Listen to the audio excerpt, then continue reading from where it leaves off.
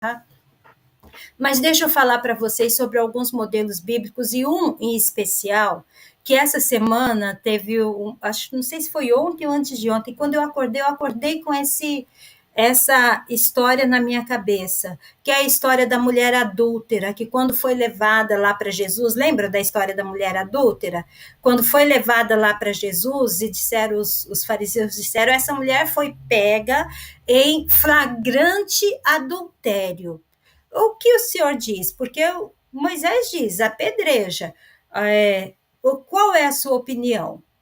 E daí Jesus simplesmente não diz nada, continua ali, e eles continuam a falar, e ele fala assim: olha, quem não tiver pecado, atire a primeira pedra.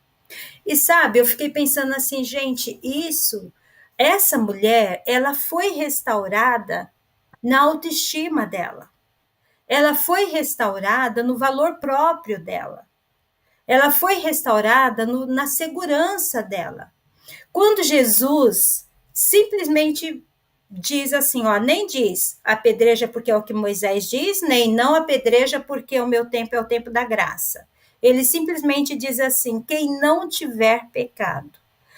Primeiro, aquela questão da comparação, né? Por que eles estavam falando para apedrejar ela?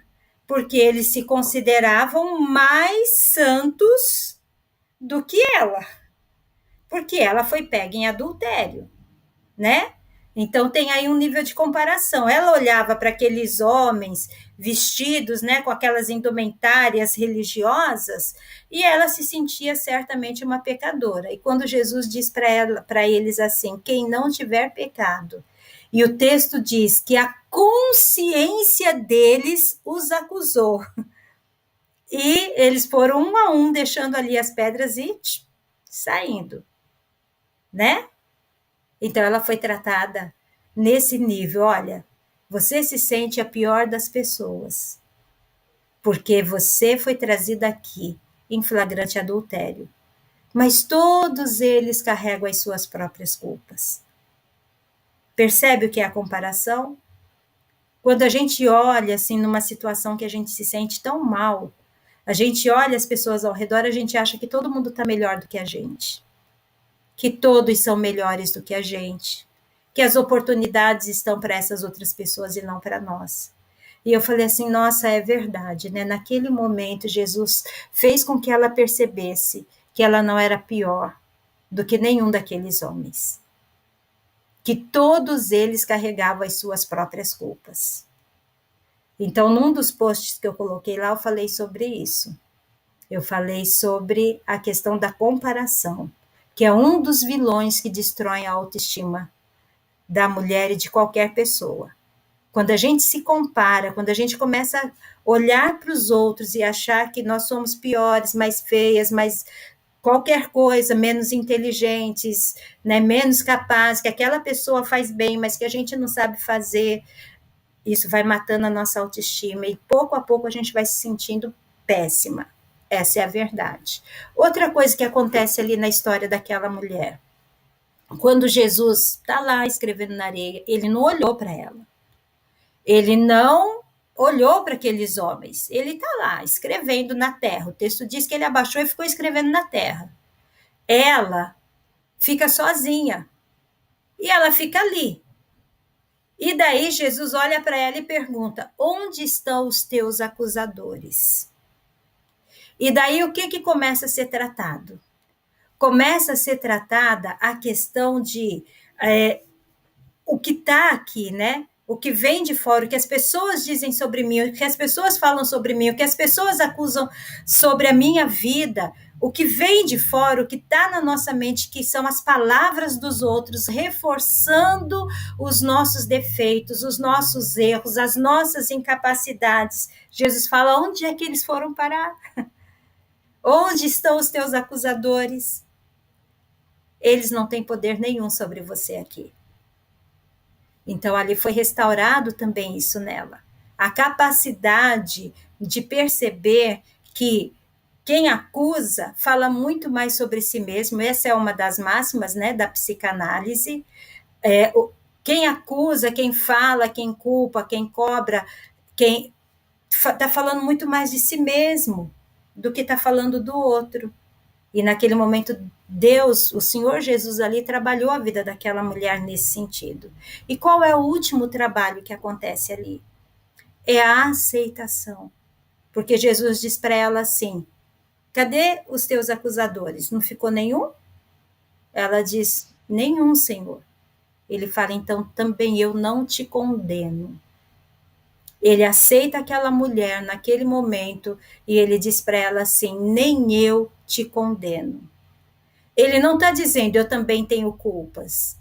Ele está dizendo assim: eu não tenho culpas, mas eu não vim para te acusar. E essa aceitação, esse acolhimento de Jesus é o que trouxe a transformação na vida daquela mulher. Alguns estudiosos dizem que ela poderia ser a Maria Madalena, outros dizem que ela poderia ser a Susana, né, mulheres que seguiram a Jesus, que serviram a Jesus durante seu ministério, mas não se sabe ao certo porque o nome dela não é mencionado e a história dela só é mencionada dessa maneira, mas uma coisa eu não tenho dúvida, ela se tornou uma seguidora de Jesus.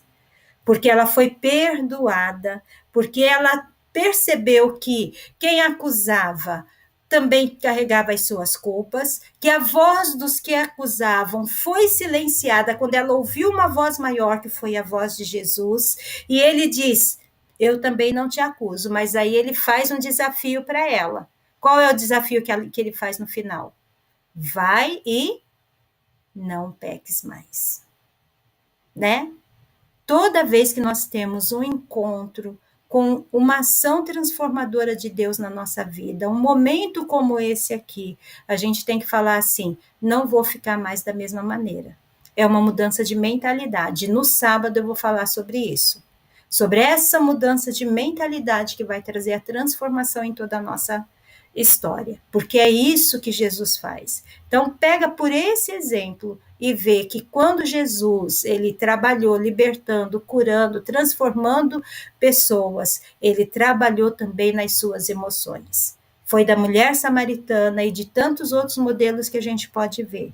Aquela mulher pecadora, né, que foi pega em flagrante adultério, ela teve um momento de transformação na história dela. Quando ela percebeu que ela foi aceita por Jesus, mesmo com o seu erro, mas que ele fez uma advertência: a partir de agora muda de vida. Então, a gente na próxima sexta-feira, eu espero contar com todas vocês.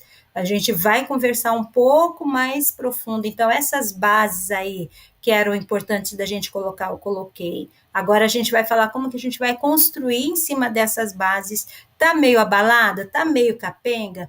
Tem alguma coisa que talvez eu pense assim durante hoje, né? Amanhã, quinta, vocês vão ficar pensando em relação a isso, né? Vão ficar pensando: ah, tá, então, será que eu não tenho tanta segurança para fazer algumas coisas, eu não me sinto tão livre para amar e ser amada, eu não me sinto tão pronta para assumir alguns desafios, será que tem a ver com alguma base minha que está afetada? Talvez algumas coisas venham à mente de vocês.